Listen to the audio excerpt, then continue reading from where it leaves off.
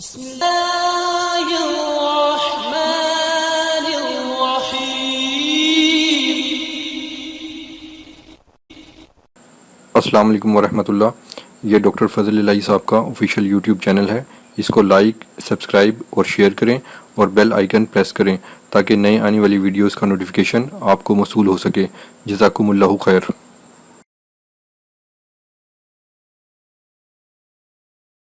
الحمد لله وكفى على عباده الذين اصطفى.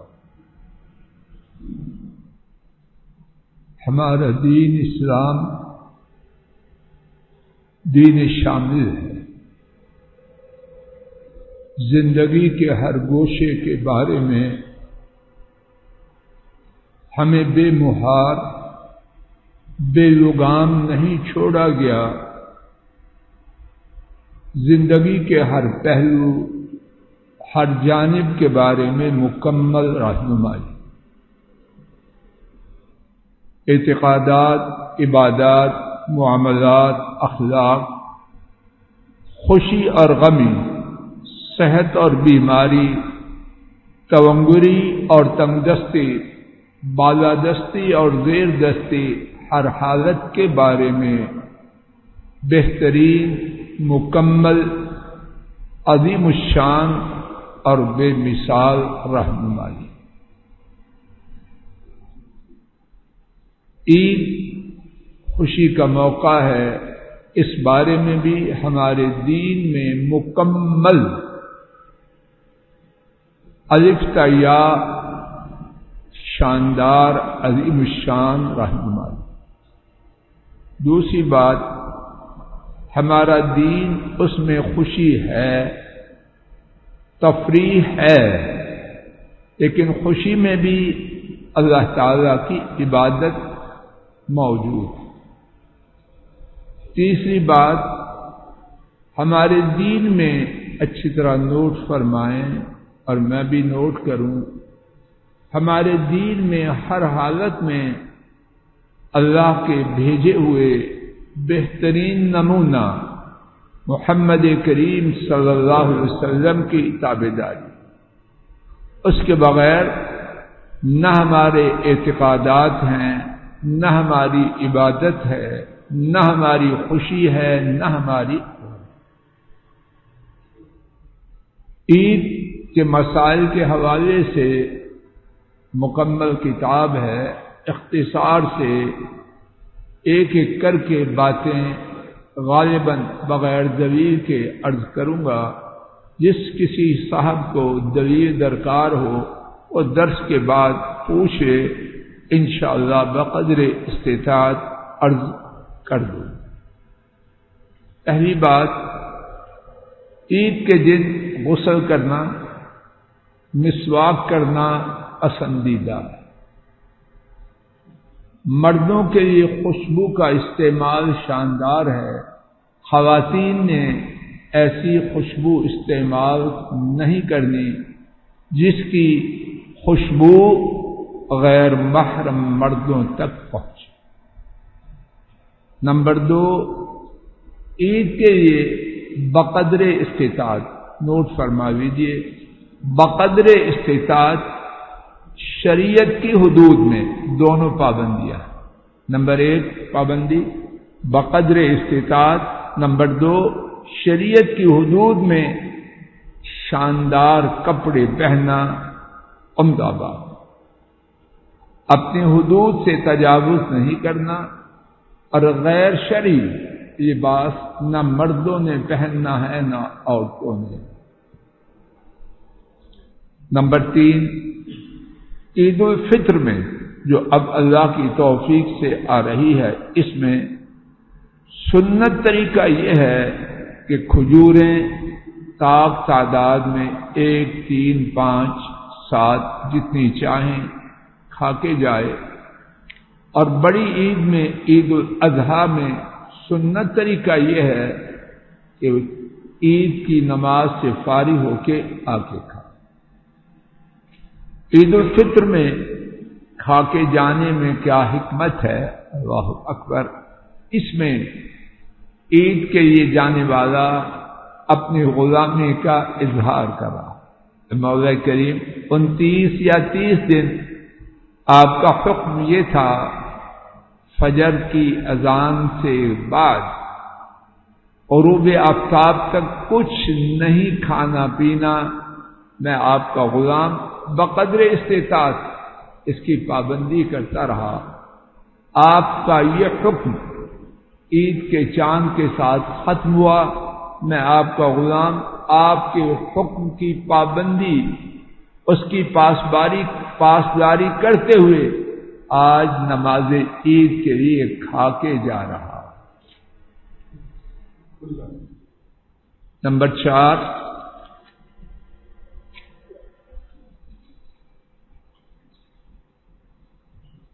سنت طریقہ یہ ہے کہ نماز عید کھلی جگہ میں پڑھی جائے، البتہ بارش یا اور کسی شرعی عذر کی بنا پر مسجد میں بھی نماز عید پڑھی جا سکتی ہے۔ جناب فاروق اور جناب عثمان رضی اللہ تعالی عنہما نے، جیسے کہ امام ابن حزم نے بیان کیا، ان دونوں نے بارش کی صورت میں نماز عید مسجد میں پڑھائی۔ نبی کریم صلی اللہ علیہ وسلم کے بارے میں یہ ذکر کیا جاتا ہے کہ آپ صلی اللہ علیہ وسلم نے بارش میں نماز عید مسجد میں پڑھائی، لیکن یہ روایت کمزور ہے۔ اور یہاں یہ نوٹ کیجئے، مسجد نبوی میں ایک نماز، اس کا ثواب 1000 نماز سے زیادہ ہے، اور بیت اللہ میں ایک نماز کا ثواب 1,00,000 سے زیادہ ہے۔ لیکن نماز عید مسجد نبوی میں پڑھنے سے زیادہ ثواب ہے یا کھلی جگہ؟ نماز عید بیت اللہ میں پڑھنے میں زیادہ ثواب ہے یا کھلی جگہ؟ اللہ مجھے اور آپ کو ہدایت دے دے، سینہ کھل جائے۔ فرق کہاں سے آیا؟ فرق آیا، میں کچھ دینے نہیں ہوگا آپ کو، بس سمجھانے لگا۔ رانا صاحب پکڑی نہ لے، نہیں پکڑ رہے؟ اچھا جی، کہتے ہیں دے ہی دو تو اچھا۔ یہ کاغذ کا ٹکڑا، اس کی قیمت کہاں سے بنی؟ اسٹیٹ بینک کے گورنر نے دستخط کیے۔ اگر یہ کاغذ کا ٹکڑا اس پوسٹر کے برابر بلکہ اس سے بھی بڑا ہو، پرنٹنگ شاندار، پیپر بہت اچھا اور سارا کچھ بنا ہوا، لیکن اگر گورنر کے دستخط کے بغیر ہوگا اس کی قیمت ہوگی۔ ہم مسلمان ہیں اور ہمارا ایمان ہے، اعمال کی قدر و قیمت ان پر محمد کریم صلی اللہ علیہ وسلم کے دستخطوں سے ہے۔ لوگوں نے اس کا نام رکھا وہابی گستاخ ہے، ٹھیک ہے، اگر اسی کا نام گستاخی ہے تو اللہ کرے یہی گستاخی ہمیں جہنم کی آگ سے بچا۔ ہمارا یہی عقیدہ ہے، اسی پر مرنے کی اللہ سے التجا ہے، اور اسی پر اٹھائے جانے کی، اور اٹھائے جانے کے بعد حوض کوثر پہ پہنچائے جانے، پل صراط کے پار کیے جانے اور جنت میں جانے کی اللہ سے تمنا۔ تو جو قدر و قیمت ہے وہ محمد کریم صلی اللہ علیہ وسلم کی مہر میں اللہ نے رکھی۔ نمبر 5، خواتین نے عیدگاہ میں ضرور جانا۔ نبی کریم صلی اللہ علیہ وسلم انہوں نے حکم دیا کہ عیدگاہ میں جوان لڑکیوں کو، بیمار عورتوں کو جنہوں نے نماز نہیں پڑھنی، اور پردہ نشین عورتوں کو لے کے جاؤ۔ عرض کیا گیا غربت کے حالات تھے کہ کتنی خواتین کے پاس پردہ نہیں، تو آپ نے فرمایا اس کی بہن اس کو عاریتاً پردہ دے دے۔ یعنی کسی کے پاس ایک سے زیادہ ہوں تو اس کو پردہ کے لیے سامان دے دے، لیکن عید کی نماز سے غائب نہ رہے۔ اور بیمار عورتیں بھی جائیں، نماز تو نہیں پڑھنی، نماز کی جگہ سے ہٹی رہیں، لیکن تکبیرات کہیں اور مسلمانوں کی دعا میں شریک ہو۔ بعض لوگ، اللہ سب پر رحم کرے، وہ عورتوں کا عیدگاہ میں جانا ناپسند کرتے ہیں اور کہتے ہیں کہ یہ مکروہ ہے۔ اللہ ان پر رحم کرے اور ہم سب کو ہدایت دے۔ امام ابن قدامہ نے بڑی خوب بات کہی، انہوں نے فرمایا اللہ کے نبی صلی اللہ علیہ وسلم کی سنت، اس کی پابندی حق اس کا ہے، اسی کا حق ہے، باقی کوئی ناپسند کرتا ہے تو اللہ اس پر رحم کرے۔ یہاں یہ بات اچھی طرح نوٹ کر بھی جائے، خواتین کا عیدگاہ میں جانا شرعی مسئلہ ہے، شریعت کا مسئلہ، تو جانے کے لیے شریعت کی پابندی، یہ نہیں کہ کام تو شریعت کا ہے اور پابندی شیطان کے اندر ہے۔ خواتین سرتا پا، چہرہ آنکھیں، یہ جو آنکھوں والی کہانی ہے سب غلط۔ چہرہ آنکھیں، قدم ہاتھ چھپا کے جائیں۔ دوسری بات، خاتون گھر سے نکلتے ہوئے خوشبو استعمال نہ کرے، اگر وہ خوشبو استعمال کرے گی تو نبی پاک صلی اللہ علیہ وسلم نے اس کے بارے میں بڑی ہی سنگین بات فرمائی، اس کو بدکار عورت کہا، ایسا نہ کرے۔ اور تیسری بات، مردوں کے ساتھ اختلاط نہ کرے۔ اگر تینوں باتوں کی پابندی یا ایک کی نہ کرے تو ایسی عورت کو جانے سے روک دیا جائے گا اور اس کے نہ جانے کا گناہ اس پر ہوگا، روکنے والی حکومت یا اس کے گھر والوں کے ذمہ نہ ہو۔ اور عید کا بندوبست کرنے والوں کے لیے بھی ضروری ہے کہ وہ خواتین کا بندوبست علیحدہ اور باپردہ کریں۔ چھٹی بات، بچوں کو بھی عیدگاہ میں لے جایا جائے۔ نبی کریم صلی اللہ علیہ وسلم کے زمانہ مبارک میں بچے کا عیدگاہ میں جانا ثابت ہے۔ امام بخاری نے اپنی صحیح کتاب میں، صحیح بخاری میں، ایک چیپٹر کا جو ٹائٹل ہے وہ رکھا بچوں کا عیدگاہ کی طرف جانا، اس کے متعلق بات۔ ہاں یہ بات ضرور ہے، والدین بچوں کو لے جا کے یہ نہ سمجھیں کھیل کے میدان میں لائے ہیں، اب بچوں کو بے لگام چھوڑو، ہم نماز پڑھتے ہیں اور بچے لوگوں کو تنگ کریں گا۔ والدین لے جائیں، ضرور لے جائیں، لیکن بچوں کو قابو کرنے کی بقدر استطاعت کوشش کریں، اور جو بغیر بچوں کے ہوں وہ تیوری چاڑ کے بچوں اور ان کی ماں اور باپوں کو گھورتے نہ رہیں، برداشت کریں۔ ماں باپ قابو رکھنے کی کوشش کریں، لیکن یہ بات تو ثابت شدہ ہے، بچے بچے ہیں، نہ وہ دادا ہے نہ دادی ہے نہ ماں باپ، انہوں نے کچھ تو کرنا ہی ہے۔ بچوں والے قابو کریں اور دیگر لوگ ان کی شرارتوں پر صبر کریں۔ نمبر 7، عیدگاہ میں جانا ہے تکبیرات پکارتے ہوئے اونچی آواز سے۔ اکٹھے تکبیرات کہنا مل کے یہ ثابت نہیں۔ خواتین نے تکبیرات ایسی آواز سے نہیں کہنا کہ ان کی آواز غیر محرم مردوں تک پہنچے۔ اگر نماز میں امام بھول جائے، خاتون کو پتہ چل جائے تو کیا وہ سبحان اللہ کہہ سکتی ہے؟ تعلیم آئے۔ خاتون کو نماز میں مسجد میں ایسی آواز سے سبحان اللہ کہنے کی اجازت نہیں کہ مردوں تک اس کی آواز پہنچے، تو تکبیرات کیسے پکار سکتے؟ ہاں تکبیرات تو نہیں پکار سکتی، اور حاجی صاحب ان کے گانے سن سکتے ہیں کہ ان کی طبیعت آج بڑی خراب ہے، یہ خراب ہی رہے، یہ ٹھیک نہیں ہوگی۔ یہ ساری باتیں شیطانی ہیں۔ خبرنامہ تو ضرور سننا، صبح پارلیمنٹ میں جانا ہے، جا کے بل پر ڈسکشن کرنا، شیطانی طریقے ہیں مجھے اور آپ کو پھنسانے کے، اور ہم پھنسے چلے جا رہے ہیں۔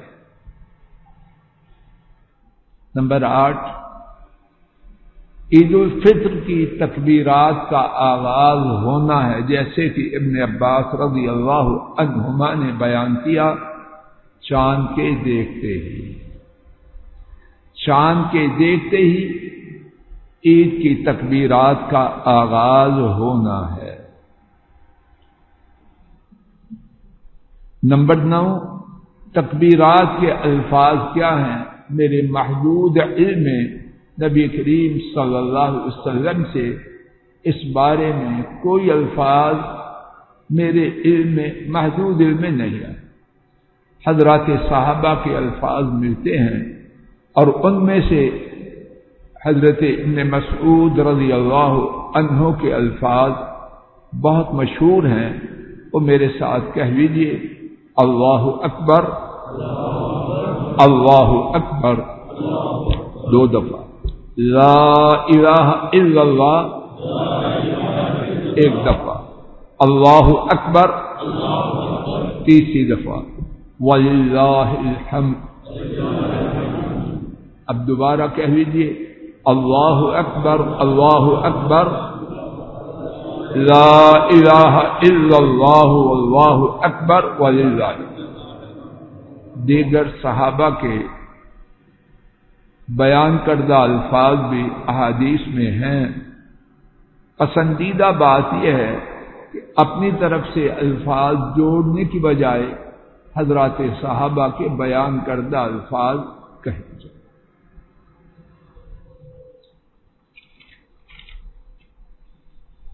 نمبر 10، تکبیرات سارے مسلمان تھے، بوڑھے، جوان، بچے، خواتین، لیکن جیسے کہ عرض کیا گیا، خواتین ایسی آواز سے نہ کہیں کہ مردوں تک ان کی آواز پہنچے، اور مردوں سے مراد غیر محرم مرد۔ نمبر 11، نماز عید کا پڑھنا فرض ہے۔ اللہ تعالیٰ نے فرمایا فَصَلِّ لِرَبِّكَ وَانْحَرْ، اپنے رب کے لیے نماز پڑھو اور قربانی کرو۔ حافظ ابن جوزی نے اس نماز کے بارے میں جو اقوال نقل کیے ہیں، ان میں سے پہلا یہ ہے فَصَلِّ لِرَبِّكَ، اس سے مراد ہے کہ نماز عید پڑھو۔ اللہ کا حکم ہے، اس کی پابندی لازم۔ ایک دوسری بات، نبی پاک صلی اللہ علیہ وسلم نے جس خاتون کے پاس پردہ نہ ہو اس کو چھٹی دی ہے کہ عید میں نہ جاؤ، کہا کہ مانگ کے، ماشاءاللہ، مانگ کے پردہ پہن کے عیدگاہ جا کے نماز پڑھ۔ نمبر 3، توجہ فرمانا، اگر عید اور جمعہ دونوں ایک دن اکٹھے ہو جائیں، اور یہ بات بعد میں قدر تفصیل سے آئے گی، تو دونوں میں سے کسے چھوڑنے کی اجازت ہے؟ جمعہ چھوڑ سکتا ہے، عید نہیں چھوڑ سکتا۔ اور جمعہ کا پڑھنا فرض ہے یا آپشنل؟ تو جس چیز کے لیے فرض چھوڑنے کی اجازت ہے، دوبارہ سماعت فرمائیے، جس چیز کے لیے فرض چھوڑنے کی اجازت ہے وہ چیز نفل ہوگی یا فرض ہوگی؟ اوٹی بات۔ تو عید کی بعض لوگ کہتے ہیں یار سارے رمضان کے تھکے ہوئے، آج نیند پوری کرنی ہے، نہ، اس کی اجازت نہیں ہے۔ عید کی نماز فرض ہے، چودھری وسیم جی، فرض ہے، نماز نمبر 13 نہیں استغفر اللہ، نمبر 12 نماز کا وقت۔ جس وقت اشراق کا وقت ہوتا ہے وہی وقت نماز عید۔ البتہ نبی کریم صلی اللہ علیہ وسلم عید الاضحیٰ جلدی کرتے ہیں، یہ مطلب نہیں کہ نماز اشراق سے پہلے نہیں، وقت وہی ہے لیکن فوراً۔ اور نماز عید الفطر اس کو قدر تاخیر کرتے۔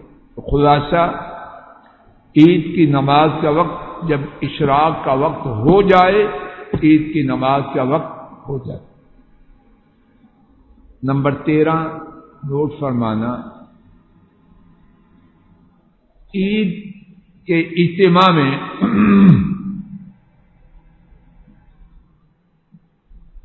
جانے کے لیے لوگوں کو بلانے کی اذان ہے، اقامت ہے، کوئی آواز لگانی ہے آ جاؤ نماز عید کے لیے۔ ظہر میں ایک مسجد میں بندے زیادہ آتے ہیں یا نماز عید میں، تو وہاں تو ایک ہی بجائے 4 اذان ہونی چاہیے۔ کیوں نہیں؟ محمد کریم صلی اللہ علیہ وسلم نے اس کے لیے اذان نہیں بتلائی۔ اب کوئی کہے جی مجھے اذان سے بڑا پیار ہے، پیار تو جاؤ اپنے گھر جاؤ۔ دین میں تمہارے پیار کی، تمہارے شوق کی حیثیت نہیں، یہاں حیثیت ہے محمد کریم صلی اللہ علیہ وسلم کے فرمان کی۔ اپنی مرضی سے نہ کوئی اذان دے سکتا ہے، نہ کوئی اقامت کہہ سکتا ہے، نہ کوئی آواز لگا سکتا ہے۔ کیوں؟ مدینے والے نے یہ کام نہیں۔ نمبر 14 نماز عید 2 رکعت۔ نمبر 15 ان 2 رکعتوں میں ایک بات باقی 2 رکعتوں سے مختلف۔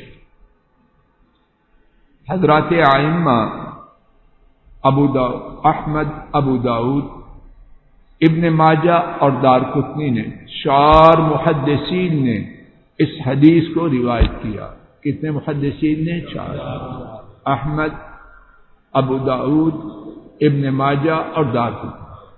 اور اس حدیث کو 3 محدثین نے، امام احمد، امام علی بن معین اور امام بخاری نے صحیح کہا۔ کیا ہے وہ حدیث؟ ابن عمرو رضی اللہ عنہما نے روایت کیا، نبی کریم صلی اللہ علیہ وسلم نے عید میں 12 تکبیرات کہیں، 7 پہلی رکعت میں اور 5 دوسری رکعت میں۔ ملک صاحب 7 پہلی میں تکبیر تحریمہ کے بعد 7 تکبیر، اور 5 دوسری میں، اور یہ قرات سے پہلے۔ تو مجموعی طور پر کتنی ہو گئی؟ کتنے محدثین نے روایت کیا؟ 4۔ احمد، ابو داؤد، ابن ماجہ اور دارقطنی۔ کس کس نے صحیح کہا؟ احمد، علی بن معین اور امام بخاری۔ ثابت شدہ حدیث ہے۔ یہ 4 تکبیر پہلے کہنا، 4 بعد میں کہنا، یہ ثابت۔ جو ثابت ہے وہ 7 اور 5۔ نمبر 16 تکبیرات کے ساتھ ہاتھ اٹھانا۔ میرے علم میں نبی کریم صلی اللہ علیہ وسلم سے ہاتھ اٹھانا یا نہ اٹھانا دونوں میں سے کسی کا ذکر، البتہ حضرت عمر رضی اللہ تعالی عنہ سے ہے کہ وہ اپنے دونوں ہاتھ اٹھایا۔ ابن عمر رضی اللہ تعالی عنہما ان سے بھی یہ بات ثابت۔ نمبر 18 16 کے بعد 17۔ نمبر 17 تکبیرات کے درمیان اللہ اکبر کہا تو پھر کیا کہے؟ پھر اللہ اکبر کہا کیا کہے؟ میرے علم کے مطابق نبی کریم صلی اللہ علیہ وسلم سے کوئی بات ثابت نہیں۔ البتہ حضرت ابن مسعود رضی اللہ تعالی عنہ نے بیان کیا، اس میں اللہ کی حمد و ثنا کرے، نبی کریم صلی اللہ علیہ وسلم پر درود پڑھے اور دعائیں کرے۔ 17 نمبر بات یہ ہے کہ تکبیرات کے دوران حضرت صلی اللہ علیہ وسلم سے کچھ کہنا میرے علم میں نہیں۔ ابن مسعود رضی اللہ تعالی عنہ کے فرمان کے مطابق ان میں اللہ کی حمد و ثنا، نبی کریم صلی اللہ علیہ وسلم پر درود اور اپنے لیے دعا ہے۔ نمبر 18، دونوں عیدوں میں پہلی رکعت میں سبح اسم ربک الاعلی اور هل اتاک حدیث الغاشیہ سورہ الفاتحہ کے بعد پڑھنا سنت سے ثابت۔ اس کے علاوہ قاف والقرآن مجید پہلی رکعت میں، اقتربت الساعۃ وانشق القمر دوسری رکعت میں پڑھنا بھی سورہ الفاتحہ کے بعد ثابت۔ نمبر 19، نماز جمعہ میں کیا پہلے ہے خطبہ یا نماز؟ عید میں کیوں نبی کریم صلی اللہ علیہ وسلم نے ایسے کیا؟ یعنی مدثر بیٹا سمجھ آ رہی ہے؟ ابتدا میں نے 3 باتیں کہیں، ان میں سے ایک بات کیا تھی؟ ہر بات میں بولو، پابندی کس کی ہے؟ کوئی راضی ہے الحمدللہ، نہیں راضی السلام علیکم۔ نہ لڑائی ہے نہ جھگڑا ہے، لیکن ماننی اور چلنا کن کے طریقے پر ہے؟ محمد کریم صلی اللہ علیہ وسلم کے طریقہ پر۔ 20ویں بات، عید میں خواتین نے حاضر ہونا ہے تو وعظ و نصیحت میں بھی ان کا حصہ ہے۔ یہ ہے اسلام میں خواتین کی مساوات۔ یہ جو شیطانی مساوات ہے اس کا اسلام میں کوئی حصہ نہیں۔ شانہ بشانہ اللہ تیرے شانے توڑ، برائی اور بے حیائی وہ پھیلے، یہ آزادی اور یہ مساوات ہمارے اسلام میں۔ مردوں کو واضح ہے تو خواتین کو بھی نبی پاک صلی اللہ علیہ وسلم نے جا کے واضح فرمایا۔ تو کیا اب بھی امام صاحب خواتین کے خیموں میں جائیں؟ بالکل نہ جائیں۔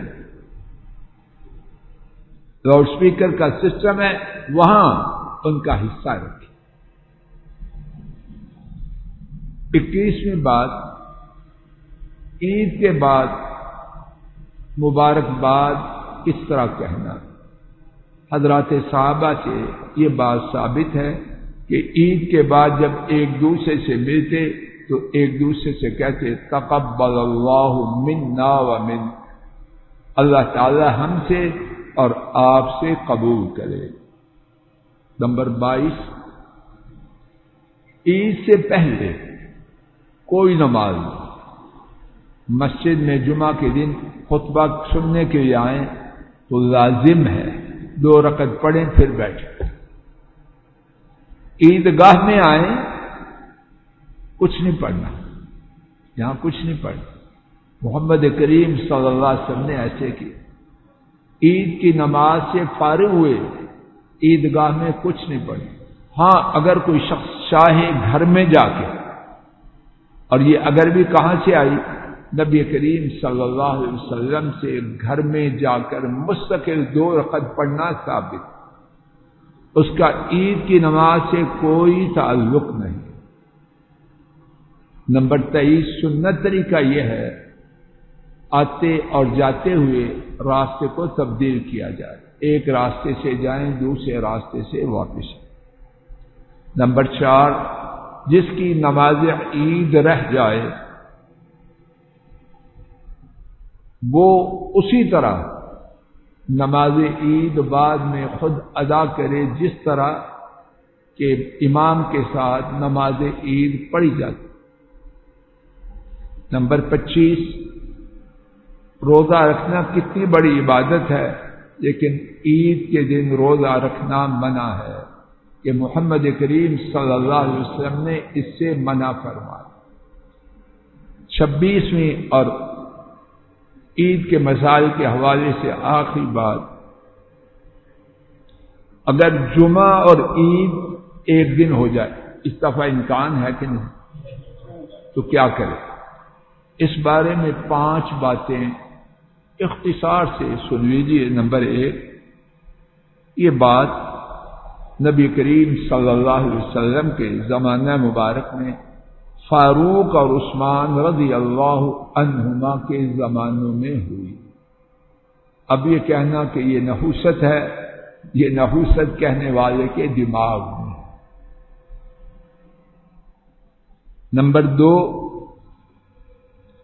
نماز عید پڑھی جائے گی۔ جمعے کے بارے میں لوگوں کو اختیار ہے، جو چاہے سو جمعہ پڑھے، جو نہ چاہے نہ پڑھے۔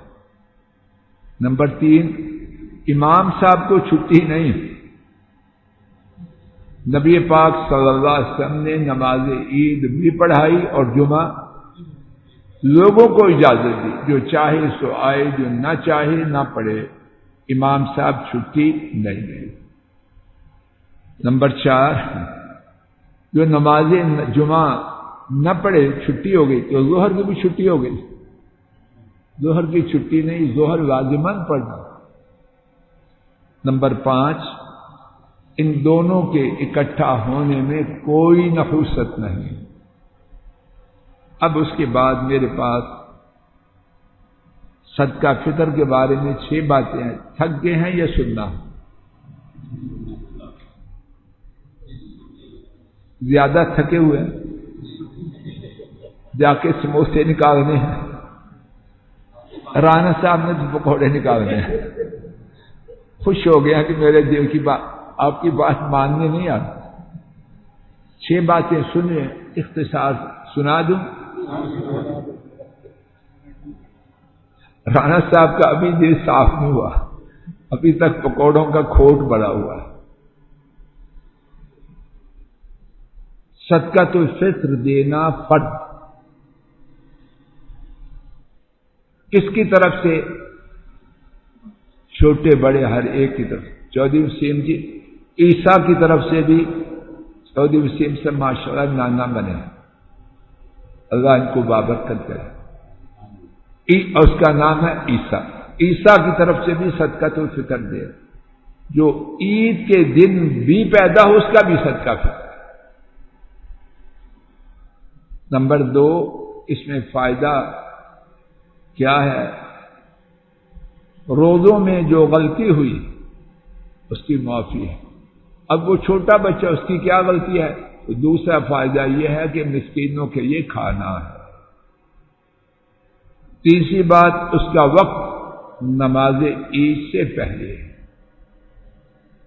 اور اگر کوئی شخص 2-3 دن پہلے دے دے تو حضرات صحابہ سے یہ ثابت ہے۔ البتہ ہفتہ پہلے، 10 دن پہلے ایسا کرنا ثابت نہیں۔ نمبر 4، صدقۃ الفطر۔ یہ ڈاکٹر صاحب سمجھیں، دہراؤں، صدقۃ الفطر عید سے پہلے دینا ہے۔ اگر کوئی شخص 2-3 دن پہلے دینا چاہے تو حضرات صحابہ سے ثابت، البتہ 8-10 دن پہلے دینا یہ ثابت۔ نمبر 4، کس چیز سے نکالے؟ نبی کریم صلی اللہ علیہ وسلم کے زمانہ مبارک میں ہر جنس سے نکالتے تھے، جو چیز میسر ہو، کھجور، کشمش، جو، باجرہ، گندم، جو اناج میسر، اور آٹا، چاول۔ کب کی بات، آٹا اور چاول تو نہیں ہے جس میں، لیکن اب جو چیز اناج سے ہے اس سے دیا جائے۔ کتنا ہے؟ صحیح بات یہ ہے کہ 1 سا ہے، اور 1 سا کی مقدار کم و بیش 2.5 کلو ہے۔ 2 اور आधा किलो। अब इसको आधा किलो करना, आधा सा करना, ये हज़रत सल्लल्लाहु अलैहि वसल्लम की सुन्नत से साबित नहीं।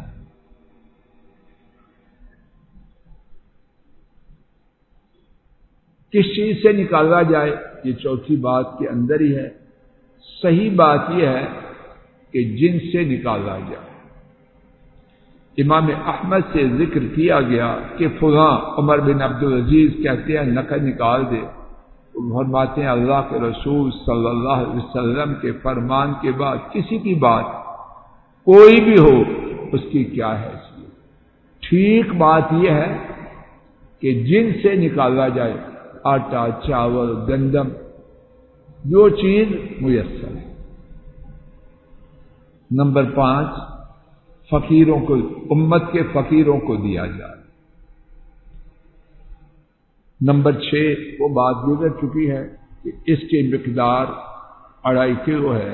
अल्लाह ताला अपने फजल करम से मजलिस को मुबारक बनाए, कहने सुनने की कोताही अपने फजल करम से मुआफ कर दे। हमारा कहना और सुनना खालिस अपनी रिजा के लिए बनाए। हमारे तमाम बीमारों को शिफा दे। कितने घर ऐसे हैं, ईद आ रही है और उनके घर में मातम की फिजा, मातम की फिजा।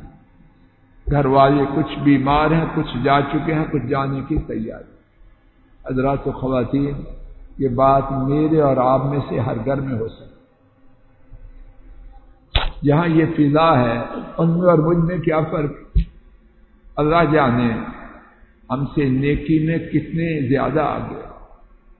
हम अल्लाह से डर जाएं, उनके लिए दुआ करें और खुद अल्लाह की नाफरमानियों से दूर हो जाएं।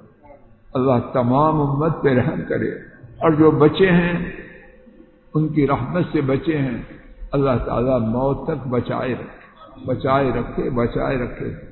गुनाहों को मुआफ कर दे, गुनाहों से दूर कर दे और अपनी रहमतों की बरखा बरसे, और अपनी रहमतों की बरखा बरसे।